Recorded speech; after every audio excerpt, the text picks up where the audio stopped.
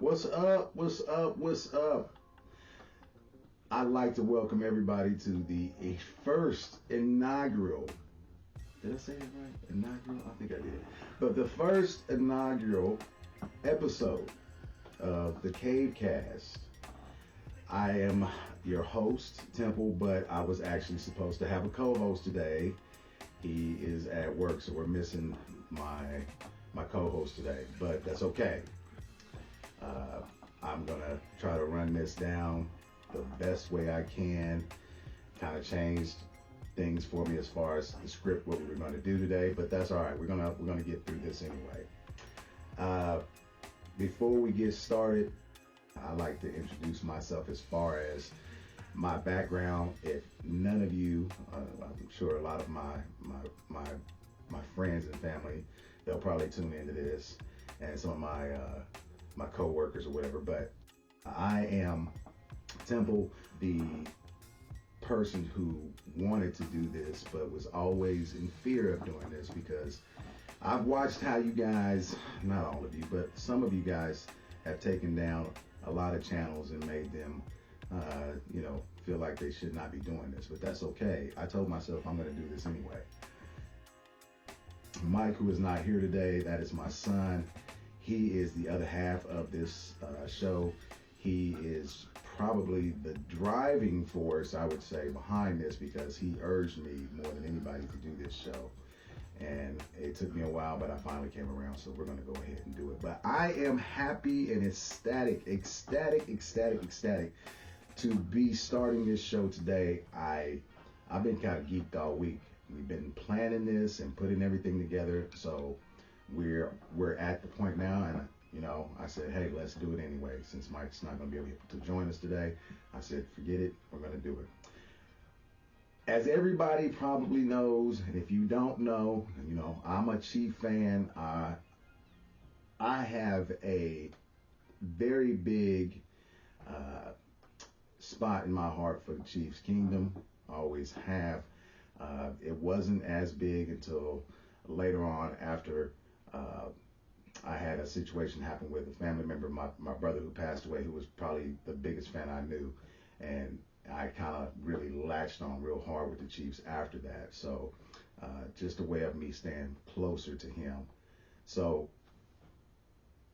the purpose of this channel is to open it up to where fans have a voice. And when I say that, I know people always say, well, they have a voice. They can get on YouTube and do this, or they can put a comment in, or this and that. And that's true to an extent. But a lot of times fans do get mocked, or they get trolled for believing a certain thing about a player or their team. If they see things that are going on, or they just don't believe that the team is going in the right direction.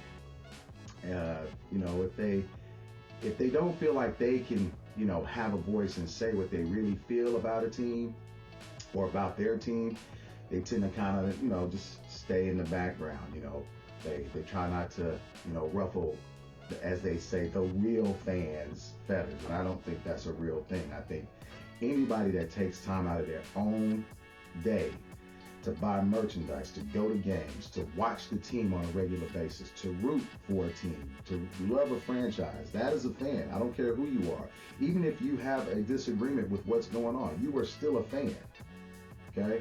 So that's my idea. That is the purpose, is to build this community. This is the community that I want to build. And it's not just the Chiefs. Okay? Of course, a lot of our talk will be about Chiefs.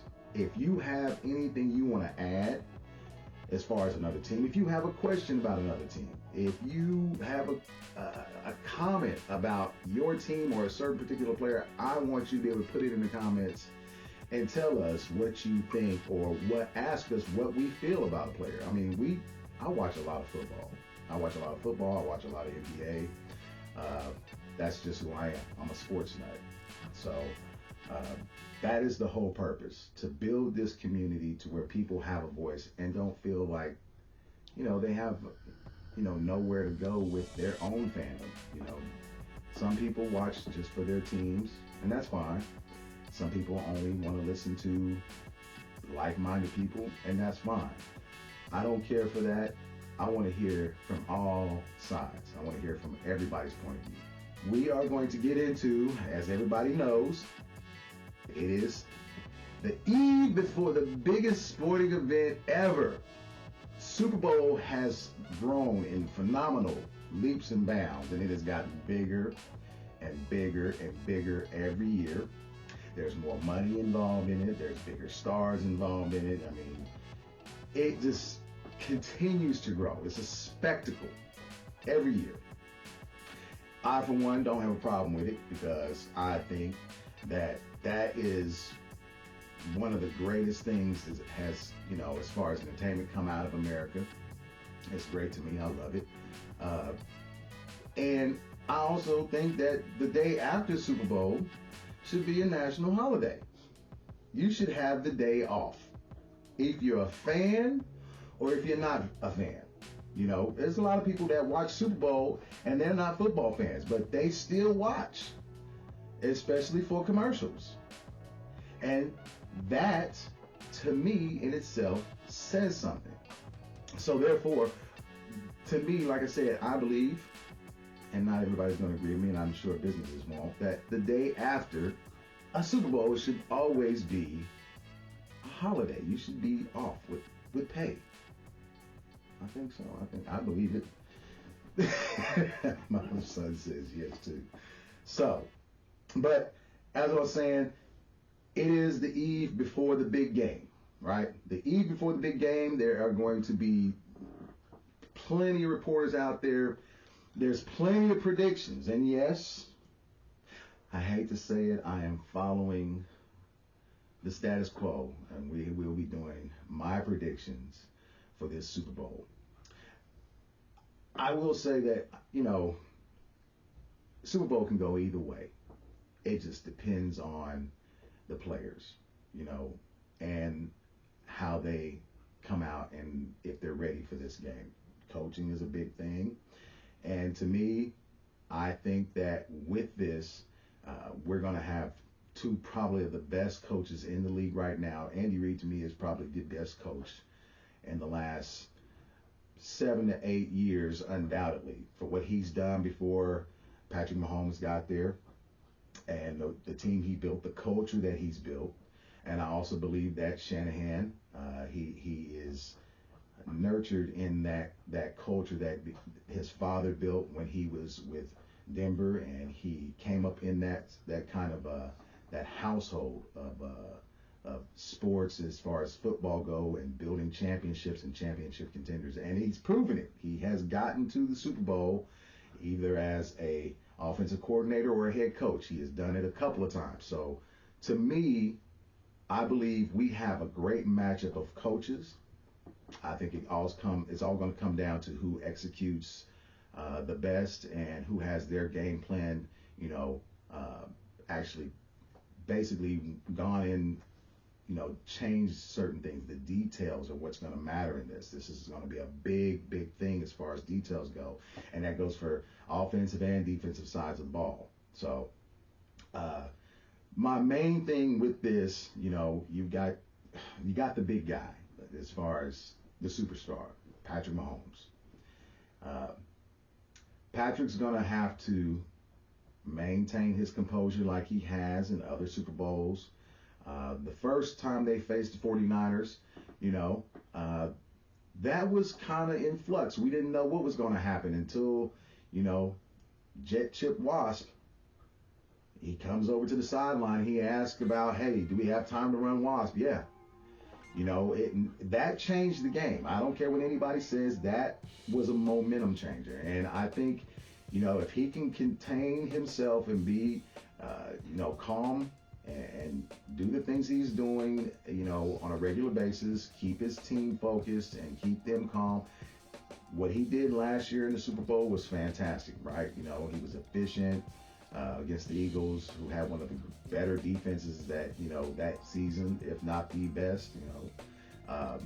And the same thing when he played the 49ers. He continued to stay calm and move, keep his team, involved, right?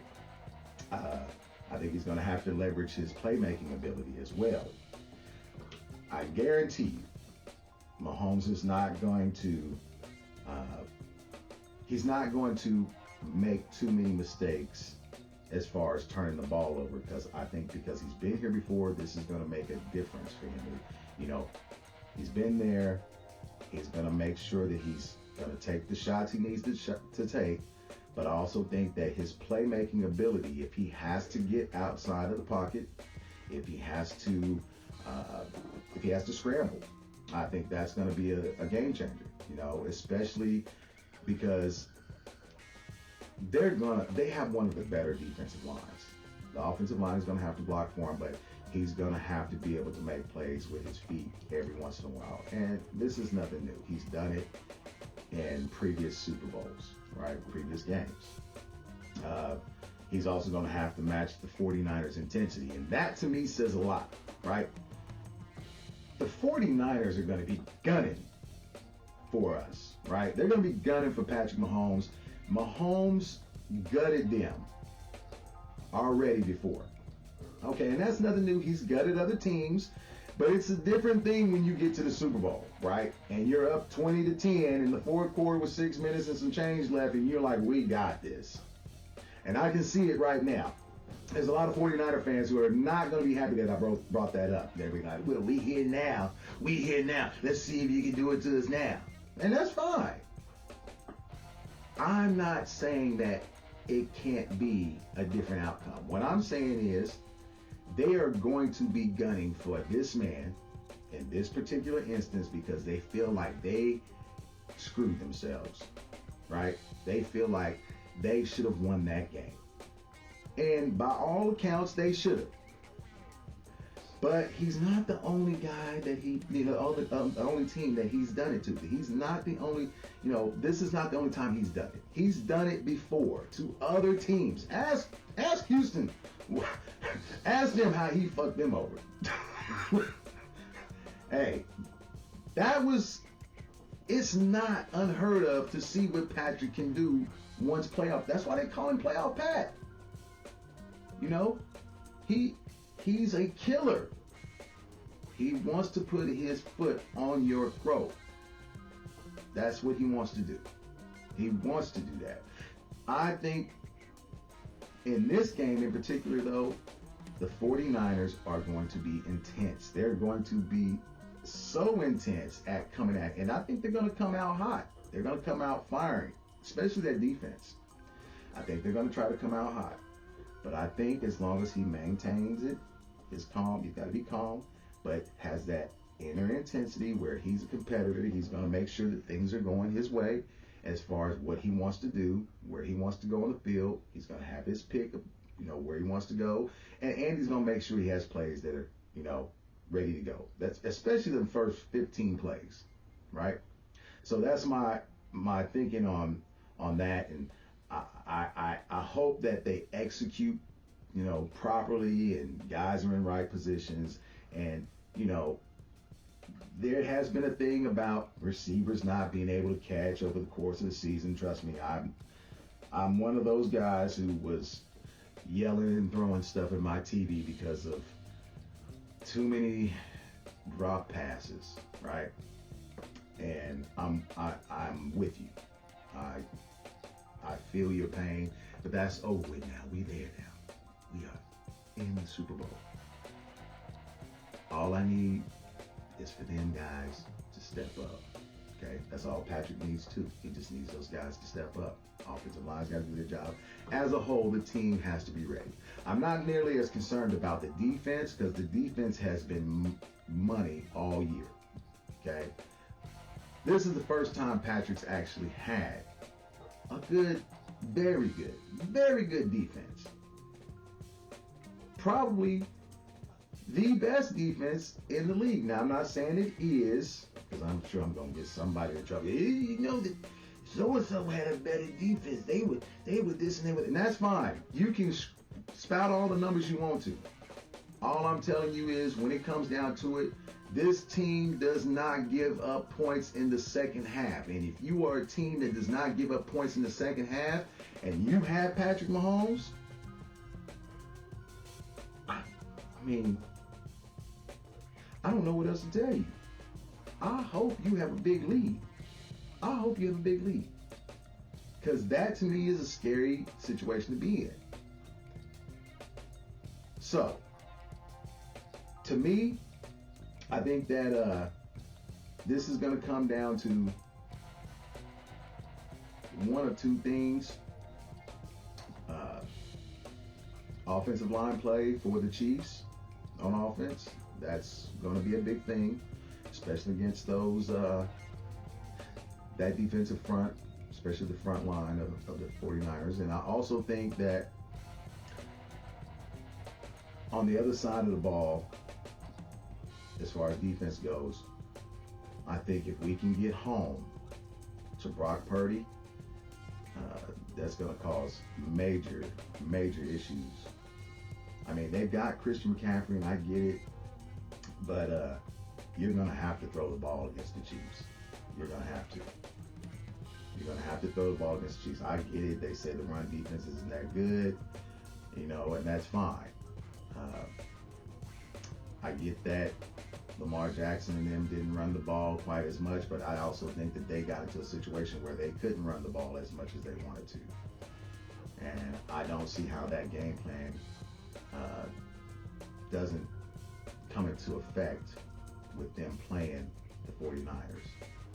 I think it could be more of the same. Keeping the ball in front of them, making sure that guys are just going to have to, they're going to have to either throw the ball from the pocket or they're going to have to try to scramble with Purdy. And we've seen him do that here from time to time, especially here in the playoffs. But I also think that once he gets outside that pocket, he's not Lamar Jackson. So to me, I think, he runs the risk of, getting hit one good time or fumbling the ball, and that changes the game, right? So I've been asked who's going to have the better game, and I really don't care who has the better. Brock Purdy can throw for 220 yards. As long as the Chiefs win, I don't care. I'm just being honest. As long as the Chiefs win, I don't care if he has a better game. Patrick Mahomes can throw for 150 yards and 1 touchdown. As long as they win the game, I don't really care. That's not my thing. Don't care. I think it would be fine as far as stats. Everybody keeps saying Patrick needs to have this big game in the Super Bowl. He's never had a big game in the Super Bowl. I don't think that's necessarily true. I thought he had a great game last Super Bowl when they played the Eagles. He did everything that he needed to do. To me, that's what needs to happen. He just needs to win, right? So he's going to have to be calm. He's going to have to keep that little bit of intensity inside of him to match the 49ers. And I also think that, if they execute by the game plan, they can come out on top in this game. So those are my keys as far as what I see that could be, components to winning this game. Now, I'm going to also call out X factors for this, right? So, to me, I think the X factor for the 49ers, everybody thinks it's Christian McCaffrey. I want to say Christian McCaffrey because, yeah, it's easy, right? It's easy to pick Christian McCaffrey. I mean, the guy is, he's Christian McCaffrey. Boy, it's bad. But I also want to say, they've got another guy on that team that I like a lot. And I think he's going to play a big part in this, and that's Deebo Samuels. Now, I don't know how healthy Deebo is. He's had that shoulder issue. But I think that is a big thing. He is the guy that I think, if anything, he could have a big game because they're going to be looking for Christian McCaffrey for sure, right? And I think that with that being said, if Deebo manages, if Shanahan puts him in a situation where, hey, we're in the split backfield, right? And we're gonna try to make them pick. They're gonna pick which side who's gonna be the guy that they focus on, right? So I think Deebo could actually be the guy that is the X factor for the 49ers. Chiefs, I'm going to say Pacheco. He is coming into his own. Isaiah Pacheco is coming into his own, and I believe that if he has at least 20-something carries in this game, I believe that he could be the major determining factor in this game going in the Chiefs' favor, right? Scored a touchdown, in the playoffs, every game so far, and he is just, he is a angry runner, and I think that, with the last couple of games that the 49ers have played, they haven't played the run very well, right? So to me, I think that matters a lot. If they want to give a healthy, dose of Pacheco, and make sure that, hey, when he needs to come out, you sub him out with Clyde Edwards-Helaire for a couple reps and bring him back in. That's fine, but I think you got to have at least 20 carries. At least 20 carries by Pop. He's got to get that. Okay? So those are my two X factors, Debo and Isaiah Pacheco. Right? So now we're at the point, I want to say Super Bowl predictions, right? This is the point where, it's obvious who I'm going to pick, right? 49ers, I'm playing. I'm not picking the 49ers. My daughter would love that. She would love that. She would love for me to pick 49ers, and I'm not picking them. And I don't know, that whole conversation we had last night, it's not happening. So, I'm predicting Chiefs win. I'm going to say, man, this is going to be a good one. I'm going to say 27 to 21. That's my pick. 27 to 21 Chiefs. I think the Chiefs can pull this out. That's what I'm predicting. I want to see the Chiefs win. I want to see us repeat. I want to see the Chiefs repeat for the first time in years, right? So when it comes down to it, that's my prediction. I want to make sure that everybody understands that this does not mean that they're going to win.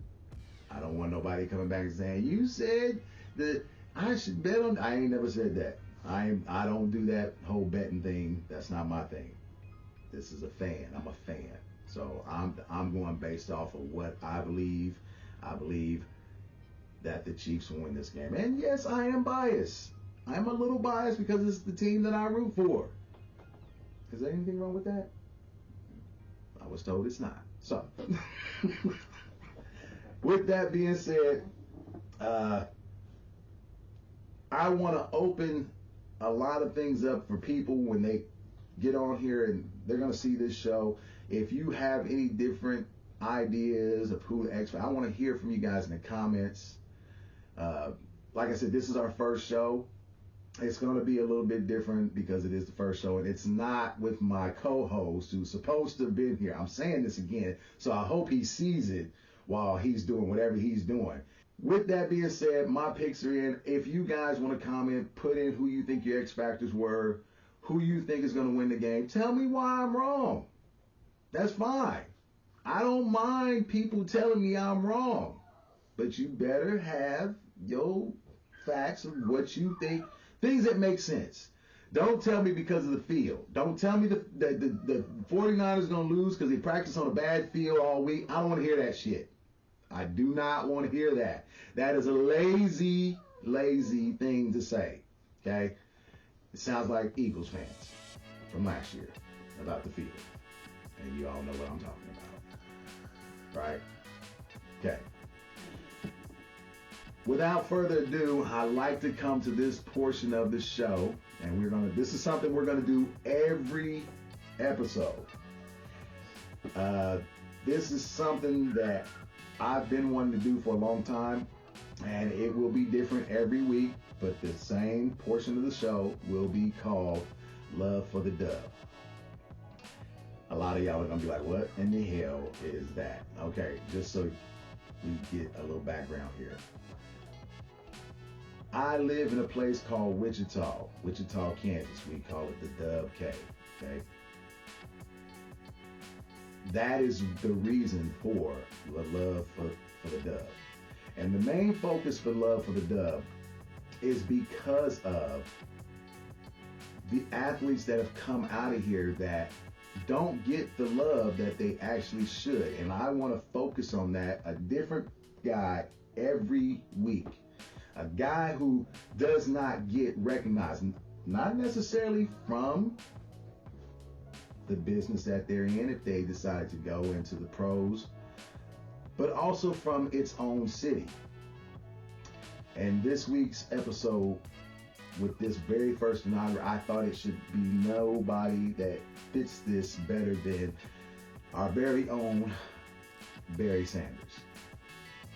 I have been a Barry Sanders fan for a long time. And the thing about it is, Barry, he's got millions of fans. People that loved him, Oklahoma State, when he was at Detroit. But there's a thing here in our city where Barry was the man on the field. And the problem I have with the love that what I'm talking about is that this man has over 15,000 yards rushing in NFL history. Almost 100 touchdowns. I want to say it's 99 touchdowns to be exact. But almost 100 touchdowns. Did this in 10-year span. 2,000-yard running back in a season. Not once, but twice. And this city has never done anything besides put up a field that's been there for about 25 years and have never done anything to it. There's no reason that man does not have a statue in this town. Not one. Barry Sanders should never have had to worry about his city never recognized him. And I'm sure he's never asked for that. That's not who he is. But there were others who came after him. And they all knew who Barry was, right? Families talked about Barry. He had family here, right? And the thing about it is, he's humble enough that that's not his concern. But it's not about if it's his concern. It's about showing him what's due. He deserves that statue. I have made it my mission to make sure that somehow, some way, that this message gets out there. If it's to the powers that be, city council, the mayor, I don't care who it is, but it needs to happen. The reason why a lot of athletes, they get into this situation where, they go pro. Or some of them, not even going pro, but just go into a major college, right? Is because of their ability, right? Their ability to do the things that they can do that a lot of people can't do, right? This man is the Heisman Trophy winner. I'll just say this again. He's a Heisman Trophy winner from Wichita, Kansas. Number one. A Hall of Fame running back. They're going to have his bus right up there. You can go see it, right? In Canton. All these places, they just put up a statue of Barry in Detroit. Now, mind you, I don't have a problem with that because the man played in Detroit. He was a dog. But your city, where you came from, where you were birthed at, born and raised, ain't did shit. Not a nair, not a fucking thing. And to me, that is the most disrespectful thing this city could have done for Barry. There's no reason for it.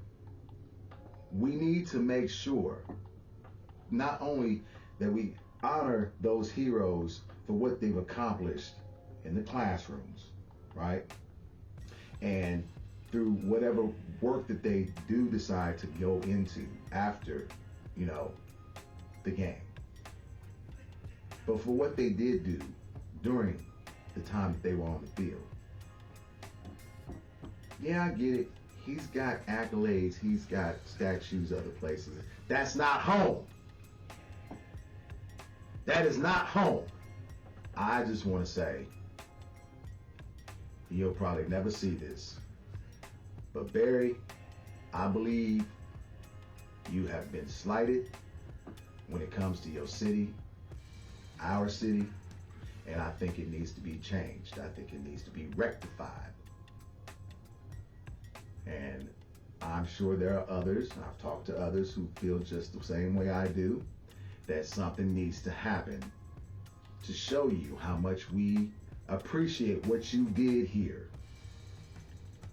and the name that you made for yourself.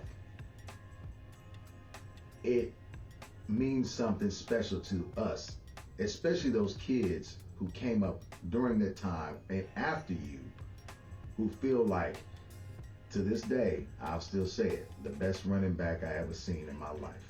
I am done with that portion of our show. I know a lot of y'all are going to say, he's just angry. No, I'm not angry, but I am very passionate about that.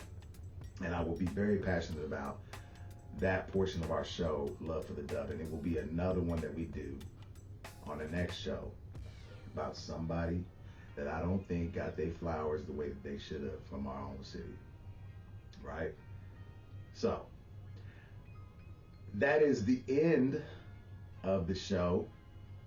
I'd like to say thank you for everybody that decided to watch our show. We will be trying to do some live shows eventually when my partner and co-host decides that he's going to be here. I'm calling him out every time because I want him to know we're going to do this. This has got to happen. I know he's busy. I know he's been busy. Mike, we need you. We need you to be here, right? So, like I said, that is the end of the show. I look forward to hearing from everybody, even the trolls. I want all the trolls. I want everybody to tell me how bad I was. But when you do it, can you make sure you watch the whole show?